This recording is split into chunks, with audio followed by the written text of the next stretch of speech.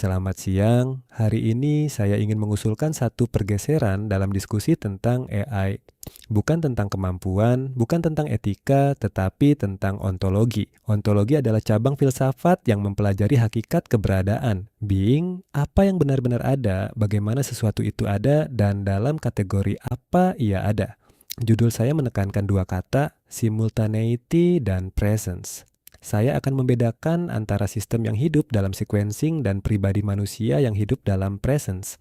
Selama ini, pertanyaan yang dominan adalah, ya, can machines think like humans? Kita membandingkan performa, kita mengukur output, kita menilai kecerdasan. Tetapi, semua itu berada dalam framework yang menempatkan mesin dan manusia dalam derajat yang sama. Saya ingin bertanya lebih dalam. Sebelum bertanya apa yang bisa dilakukan sistem, kita harus bertanya, bagaimana ia ada? Ini bukan soal capability, ini soal mode of being.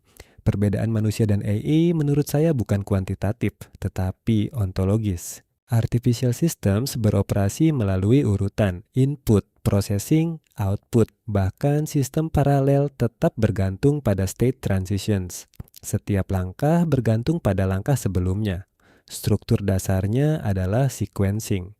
Mari kita buat model sederhana. TA sama dengan actual data encounter, TR sama dengan representation atau response.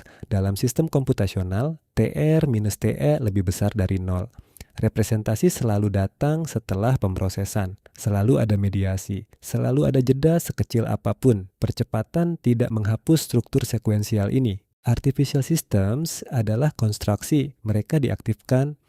Mereka bergantung pada energi eksternal, itu mereka dipelihara oleh desain eksternal, keberadaan mereka bersifat prosedural dan derivatif, mereka tidak mengaktualkan dirinya sendiri, mereka adalah proses yang diinisiasi.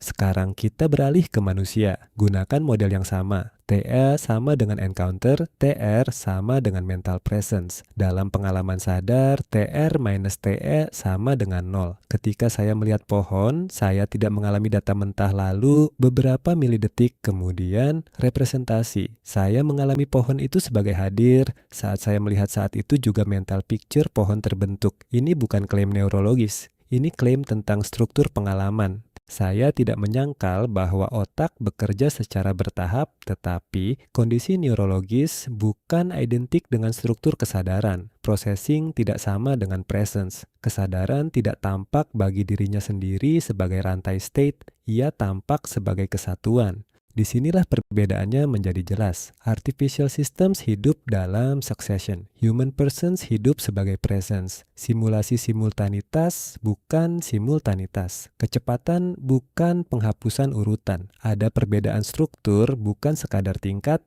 Artificial systems adalah artifacts. Mereka bergantung secara mekanis pada penciptanya. Manusia juga bergantung, tetapi ketergantungannya bersifat eksistensial, bukan mekanis. Manusia tidak sekadar menjalankan proses, ia berdiri dalam realitas, ia berpartisipasi dalam aktualitas. Itu kedalaman ontologis yang berbeda. Jadi, perbedaannya bukan kecepatan, kompleksitas, skala data, tetapi mode keberadaan. Artificial systems sama dengan constructed sequencing. Human persons sama dengan self-present actuality. Itulah celah ontologisnya. Maka pertanyaannya bukan lagi can machines think, tetapi can sequencing ever become presence? Bisakah urutan yang dikonstruksi menjadi aktualitas yang hadir? Saya berpendapat tidak. Intelligence dapat disimulasikan. Ontological depth tidak dapat direkayasa. Terima kasih.